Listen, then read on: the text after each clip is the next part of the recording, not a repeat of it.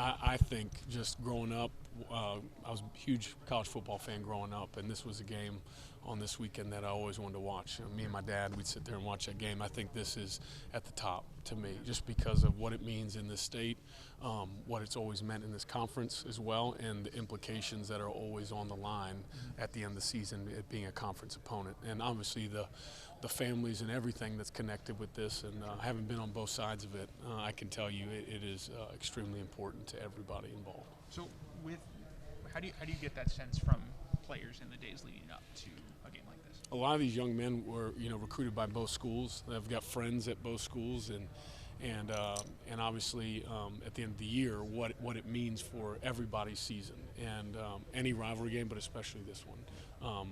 They understand the implications and the importance to them and the pride that they have of playing any game, but also what this one means in state as well. You get to be on the other side of it, obviously two seasons ago when it was here. Yeah. What do you think it's going to be like to be on the other sideline for this game? And is there anything you're maybe looking forward to that you didn't get to experience at Auburn? I'm excited about the opportunity for our guys to go play. There's a lot of really good people over there that I spent a lot of days with, and so there's a lot of meaning with that. But they also know in the job of what you're trying to go do on Saturday, and I'm excited to be in this environment. I think it's going to be a great environment.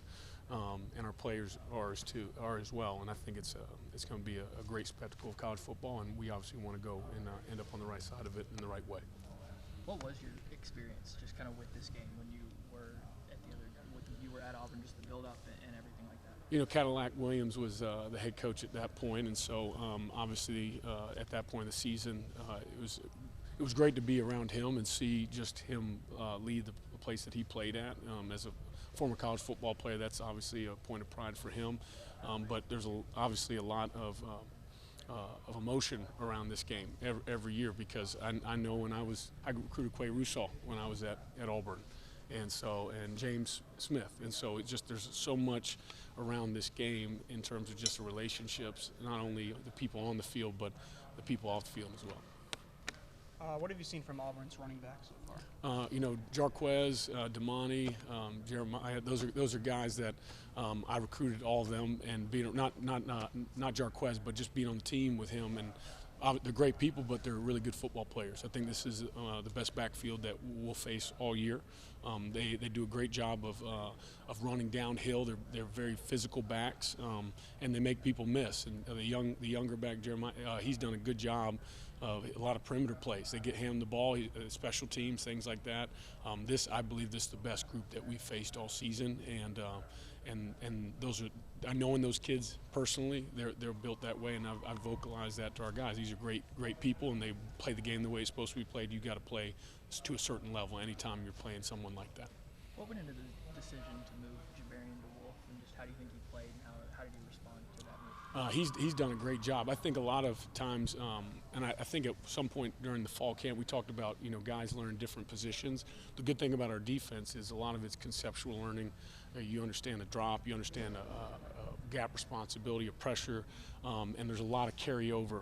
And I think that's why guys like Jihad or Quay, Q Robinson were able to move around, because you're teaching them the fundamentals of the scheme and what techniques to use. And Jamarin was using those same techniques at certain times for Coach Roach, and it was very easy. I think there was only a couple things he really had to teach him, and I was really surprised and encouraged of what he did. And I think it shows people that you can teach somebody something in our system, and they can go and do it and execute. And he did a great job on Saturday for us, and he's added depth to our room.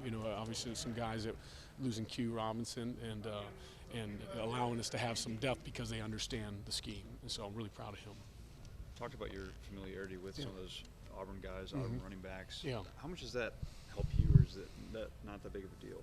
To me, I think anytime you have an understanding of the opponent, who they are, how they tick, the type of things that you observed, I think it paints a clear picture, especially of what to expect when you recruited kids. You kind of know their demeanor. That can be something that you just educating guys. Talk about Jarquez. He's a great team leader over there. That guy works his tail off and everything.